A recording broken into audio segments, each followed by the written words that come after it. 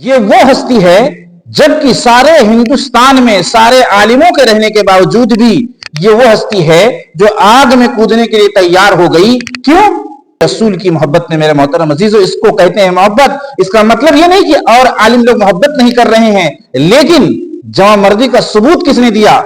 آگ میں کودنا اتنا آسان نہیں ہے. اگر اس تاریخ پر وہ آ جاتا تو ان کو کودنا ہی پڑتا. یہ ہے عاشق رسول. میرے محترم عزیزو، اس بات کا ہمیں لحاظ رکھنا ہے اور ان کی قدر کرتے ہوئے اور رمضان المبارک کے مہینے کے اوپر کس طریقے سے اس کو گزارنا ہے، اس کی تھوڑی سی گفتگو ان کی زبانی سنتے ہیں. اس کے بعد ایک بڑا راز آپ تک رکھنے کی کوشش کریں گے کہ ہم ایک دوسرے کو منافق کہہ دے رہے ہیں، تو منافق کہتے کس کو ہیں پہلے اس کو جاننا ضروری ہے.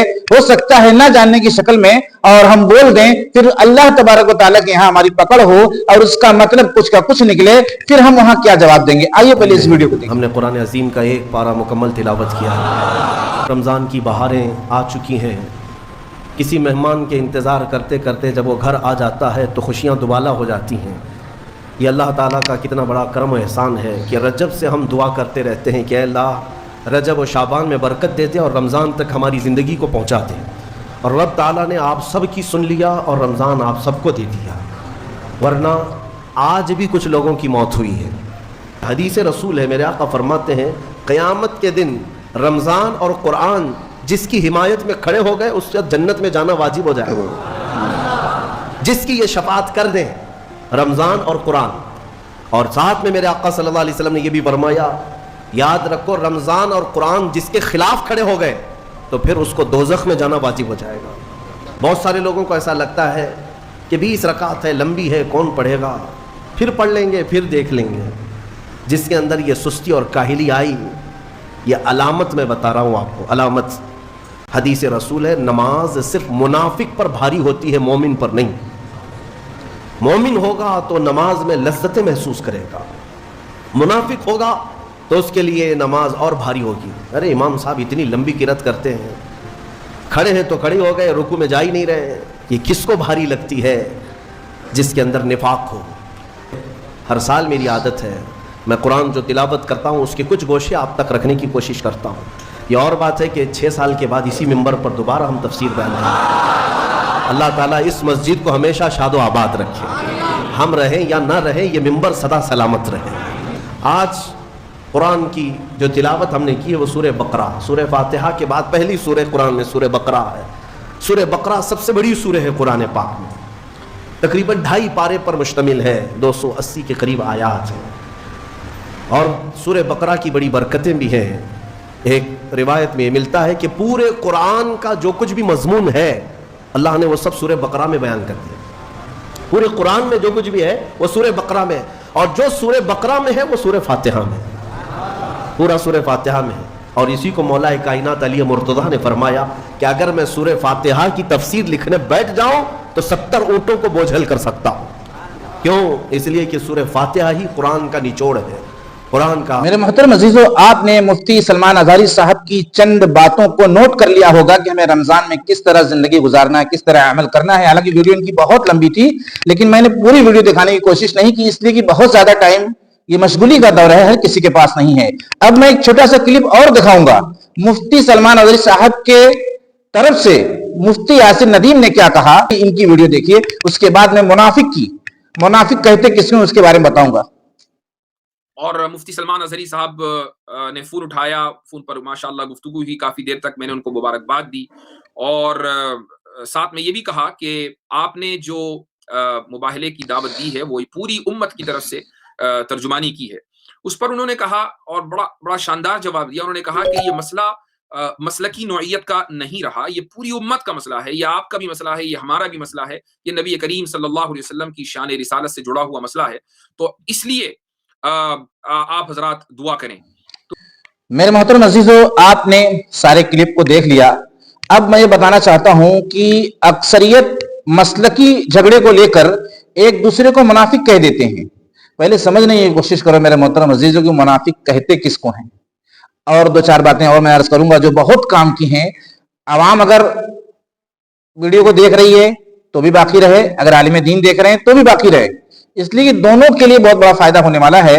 حالانکہ عالم دین پہلے سے سمجھدار ہوتے ہیں، لیکن ظاہر سی بات ہے غلطیاں تو کسی سے بھی ہو سکتی ہیں، اور بہت زیادہ فہم اور بہت زیادہ گہرائی ضروری نہیں کہ سب کو حاصل ہو. مجھ سے بھی بہت سی غلطیاں ہو رہی ہیں، بہت سی کمیاں ہو رہی ہیں. اس کا مطلب یہ نہیں کہ ہم ایک دوسرے کو پیغام نہیں پہنچا سکتے، ہم کسی عالم کو دعوت نہیں دے سکتے، ہم کسی عالم کو کوئی بات نہیں بتا سکتے. دونوں لوگوں کو باقی رہنا ہے، اور منافق کہتے کس کو ہیں اس کو سمجھ کے جانا ہے. ہم ایک دوسرے کو دھڑلے سے منافق کہہ دیتے ہیں کہ دیوبندی والے منافق ہیں، دیوبندی والے جو بریلی والے کو منافق، وہ اس کو منافق، وہ اس کو کافر. بات یہاں یہ سمجھنے کی ہے کہ منافق اس کو کہتے ہیں جو دین کے نقصان پہنچانے میں کوئی کسر نہ چھوڑے. دین کے نقصان پہنچانے میں نماز تو پڑھ رہا ہے لیکن نماز پڑھنا نہیں چاہتا. وہ اگر اس کو موقع ملا تو وہ ایک وقت کی نماز نہیں پڑھے گا، لیکن لوگوں کے دکھلانے کے لیے وہ نماز پڑھ رہا ہے، اور نماز پڑھنے میں بھی وہ دین کو نقصان پہنچائے گا. کہیں نہ کہیں سے داؤں پیچ لگائے گا کہ تاکہ لوگ آپس میں ٹوٹ جائے، دین مٹ جائے، دین برباد ہو جائے اس کی سوچ کے اعتبار سے. اور کبھی کبھی وہاں پر حملہ بھی کر دے گا.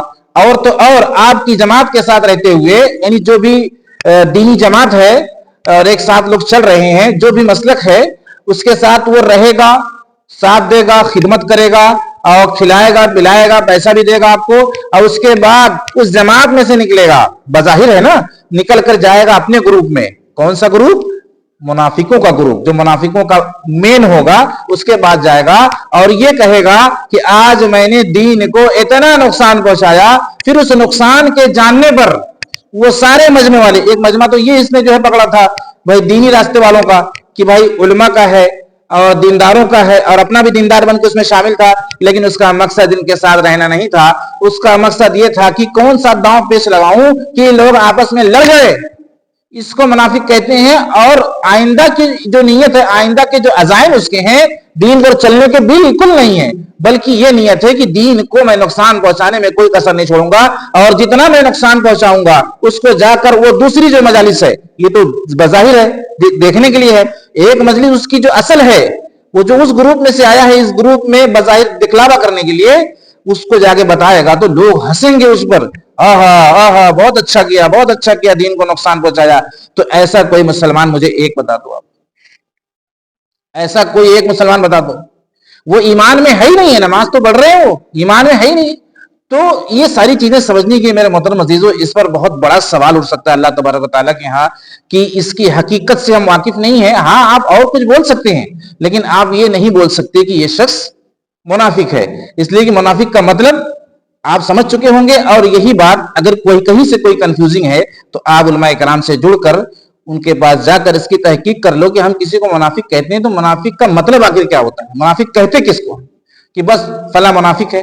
تو منافق وہ ہوتا ہے جو میں نے بتایا کہ ہر حال میں دین کا نقصان چاہنے والا، اور اس کے بعد دین کے نقصان پر جا کے اپنے گروپ میں بیٹھ کر تماشا کرنے والا کہ آج تو میں نے دین کو اتنا نقصان پہنچا دیا، آج تو میں نے دین کو اتنا نقصان پہنچا دیا. اس کو منافق کہتے ہیں. وہ لوگ کبھی ایمان والے ہو ہی نہیں سکتے. ان کو کسی درجے میں ایک سنت سے، ایک فرض سے، ایک نفل سے کبھی کبھی کبھی محبت نہیں ہو سکتی. اس لیے میرے محترم عزیزو، اس ویڈیو کو بہت بڑی تعداد میں شیئر کرو تاکہ لوگ سمجھ سکیں کہ آخر منافق جو ہم دھڑلے سے بول دے رہے ہیں اور اتنا بڑا نقصان دیکھنے کو مل رہا ہے، اتنا بڑا الزام لگ رہا ہے، جبکہ وہ منافق نہیں ہے. اس کی جو گناہ ہے الگ ہے، اس کا جو طریقہ ہے اس پر آپ بات کریے، اس پر اس کو ڈانٹیے، بولیے، لیکن منافق مت کہیے. پہلے سمجھ لیجئے کیا حقیقت میں وہ اس جماعت کے ساتھ رہتے ہوئے دوسری جماعت بھی اٹینڈ کیا ہے، اور وہ ایک بڑا گروپ ہے. اس جماعت میں رہ کر جو نقصان دین کو پہنچتا ہے پھر جا کے اس کو سپلائی دیتا ہے. ایسا کوئی شخص مجھے ایک بتائیے میرے محترم عزیزو. میں کسی مسلک کی طرف سے بات نہیں کیا ہوں، میں آپ صلی اللہ علیہ وسلم کی محبت میں، آپ صلی اللہ علیہ وسلم کی سیرت رکھنے کی کوشش کیا ہوں. آپ صلی اللہ علیہ وسلم سے محبت کرنے والوں اس ویڈیو کو بہت بڑی تعداد میں شیئر کرو اور سچ کا ساتھ دو، سچوں کے ساتھ رہو، حق پرست بنو. یہی اللہ تبارک و تعالیٰ پسند فرماتے ہیں. السلام علیکم.